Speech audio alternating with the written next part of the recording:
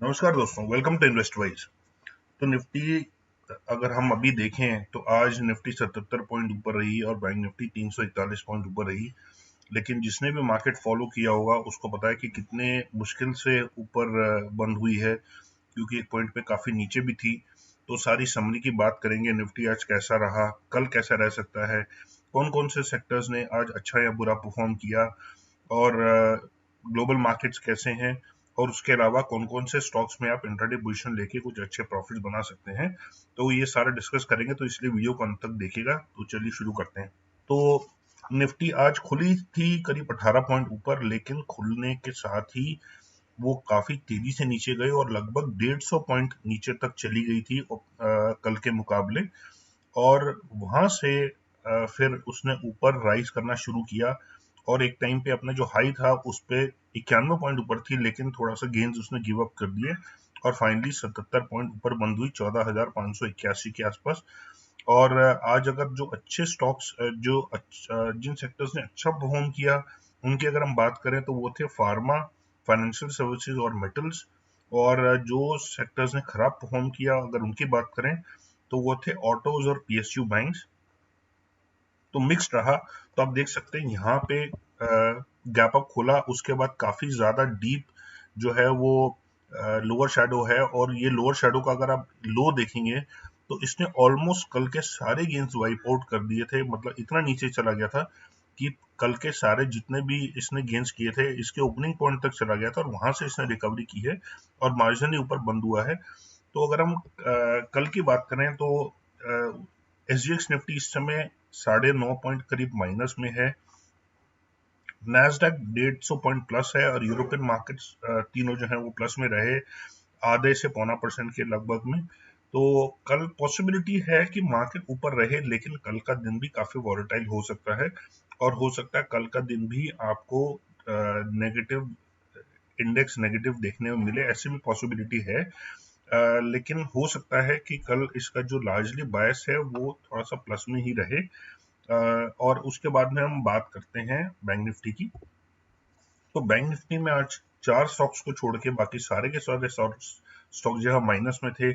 और यहाँ पे भी आप देखें बैंक निफ्टी हल्का सा गैप अप खुली, उसके बाद काफी ज्यादा नीचे गई, लोअर शैडो काफी स्ट्रांग है। उसके बाद वहां से रिकवरी शुरू की और इसका भी जो कैंडल का जो साइज है वो लगभग इसी के बराबर का है, यानी कि इसमें बहुत ज्यादा इसमें स्ट्रेंथ नहीं देखने को मिली थी। तो बैंक निफ्टी जो है वो खुली थी 160 पॉइंट ऊपर, लेकिन खुलने के साथ में वो तेजी से नीचे गई और सारे 160 पॉइंट के गेंस गिव अप करने के अलावा उसने 370 पॉइंट और माइनस में चली गई, यानी कि पिछले दिन के मुकाबले 370 पॉइंट नीचे। और वहां से उसने काफी जबरदस्त रिकवरी करी और ऊपर बंद हुई 341 पॉइंट। तो 32,113 पॉइंट के आसपास बंद हुई है। और यहाँ पे भी कल उम्मीद की जा सकती है कि बैंक निफ्टी कल ऊपर रह सकता है, लेकिन क्योंकि लोअर शेडो काफी ज्यादा था और बॉडी काफी कमजोर थी, तो यहाँ पे भी आप एक्सपेक्ट कर सकते हैं वॉलेटिलिटी रह सकती है। कल भी हो सकता है आपको बैंक निफ्टी नीचे देखने को मिले, बट लार्जली ऐसी पॉसिबिलिटी है कि बायस जो है वो ऊपर की तरफ रहेगा और हम शायद 32,500-600 का लेवल देख पॉसिबल है कि कल देख पाए ऊपर की तरफ में। और नीचे की तरफ अगर आप बात करें तो शायद 31,600-700 का लेवल भी पॉसिबल है। और ऊपर की तरफ जैसे मैंने बोला कि 32,400-500 का लेवल या उससे ऊपर का लेवल भी हम शायद देख पाए। तो कल का दिन भी हम एक्सपेक्ट कर सकते हैं वॉलेटिलिटी ज्यादा है, और उसकी वजह ये है कि धीरे धीरे करके अलग अलग तरीके से अलग अलग स्टेट्स में लॉकडाउन वापस आ रहे हैं। तो जहाँ पे भी जो फाइनेंशियल एक्टिविटी है इंडिया की वो इम्पैक्ट हो सकती है, और जिसकी वजह से पिछले साल बहुत तेजी से मार्केट्स नीचे गिरे थे। एक महीने में ही, मार्च के महीने में ही काफी जबरदस्त शार्प फॉल आया था और अप्रैल में थोड़ा सा स्टेबिलिटी शुरू हुई और वहां से धीरे धीरे करके मार्केट्स ऊपर गई। लेकिन इस बार ये है कि कंप्लीट लॉकडाउन नहीं है, लेकिन फाइनेंशियल एक्टिविटी काफी ज्यादा इस बार भी इम्पैक्ट होने के चांसेस हैं। और इसका सबसे ज्यादा इम्पैक्ट जो है वो बैंक्स पे पड़ने की उम्मीद है। तो इसलिए बैंक्स थोड़ा सा ज्यादा इम्पैक्ट हो सकते हैं ओवरऑल निफ्टी की, अगर हम मतलब ओवरऑल मार्केट्स की अगर हम बात करें। अब बात कर लेते हैं स्टॉक्स की। तो सबसे पहला स्टॉक है ब्रिटानिया। तो देखिए काफी अच्छी इसने बढ़त हासिल की थी। अगर हम यहाँ से देखें तो लगभग 3250 का लेवल था, वहां से ऑलमोस्ट 3850 के लेवल तक भी गया।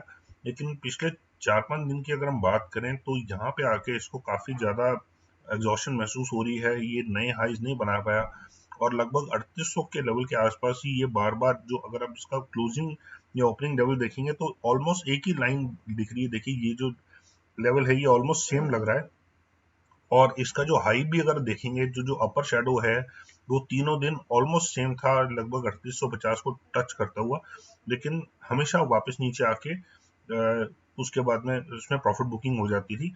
और आज ये दूसरा दिन है मार्केट्स के नीचे, जबकि निफ्टी दोनों दिन ऊपर रही, उसके बावजूद भी ब्रिटानिया जो है दोनों दिन इसने प्रॉफिट बुक किया है और आज वॉल्यूम भी थोड़े ज्यादा रहे और ऑलमोस्ट इसने एक नया जो लेवल है ईएमए उसको टच किया है आज, 10 डे ईएमए को, और पॉसिबिलिटी है यहाँ से थोड़ा से और नीचे जाए तो कल ये नीचे रह सकता है।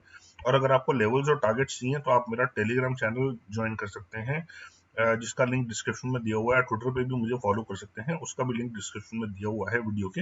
मेरा ईमेल आईडी है investor0070@gmail.com। तो अगर आप अपने ब्रोकर के पास बहुत ही हाई ब्रोकरेज रेट्स दे रहे हैं या आप अपने ब्रोकर की सर्विसेज से सेटिस्फाइड नहीं है या आपको कोई गाइड करने वाला नहीं है कि आप कौन सा स्टॉक कब खरीदें कब बेचें, जिसकी वजह से या तो आपके प्रॉफिट्स बहुत ही कम बनते हैं या आपके ज़्यादातर लॉसेज होते हैं, तो आप मेरे को इस ईमेल एड्रेस पे लिख सकते हैं। मैं आपका अकाउंट एक बहुत ही रिप्यूटेड ब्रोकिंग हाउस के साथ खुलवाऊंगा, जिसमें आपके ब्रोकरेज रेट्स जो आप अभी दे रहे हैं उससे तो काफ़ी कम होंगे ही होंगे।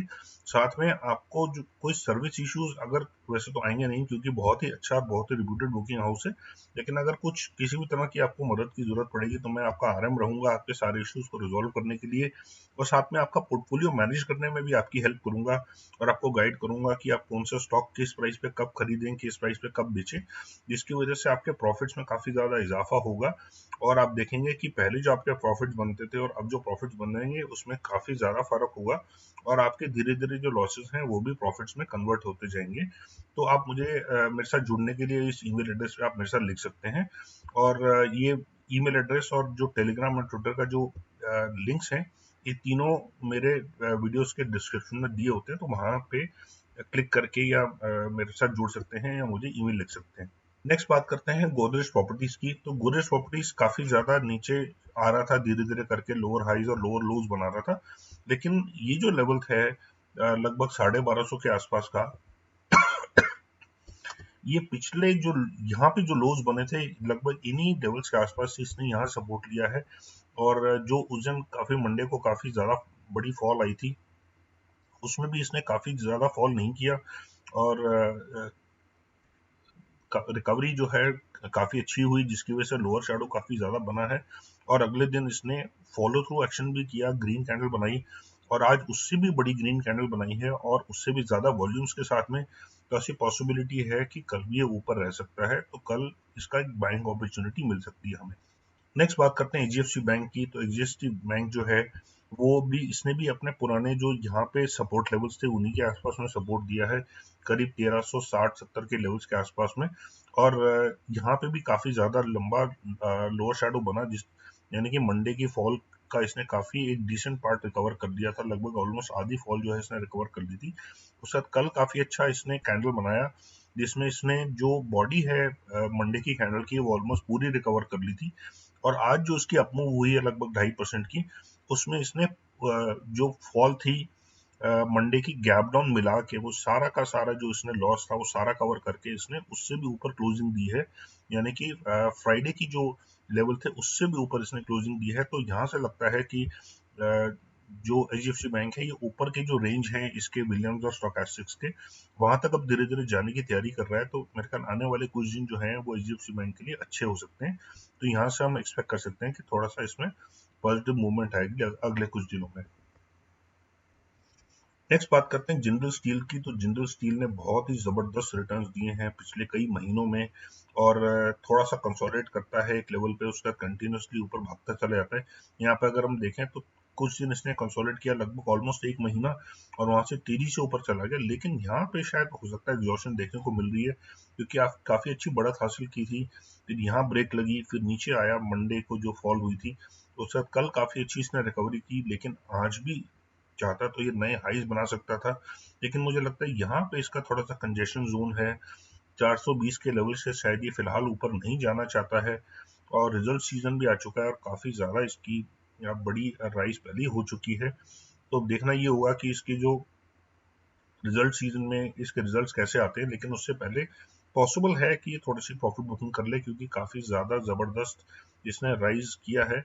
तो कल का दिन पॉसिबल है कि ये नेगेटिव इसके लिए हो सकता है, शायद हम इस पे रेड कैंडल कल बनती हुई देखें। नेक्स्ट बात करते हैं ट्रेंड की। तो ट्रेंड भी देखिए, यहाँ पे इसका एक कंसोलिडेशन जोन था लगभग 675 के आसपास में, और ऑलमोस्ट उन्हीं लेवल्स के आसपास में 675 700 के लेवल्स के आसपास में इसने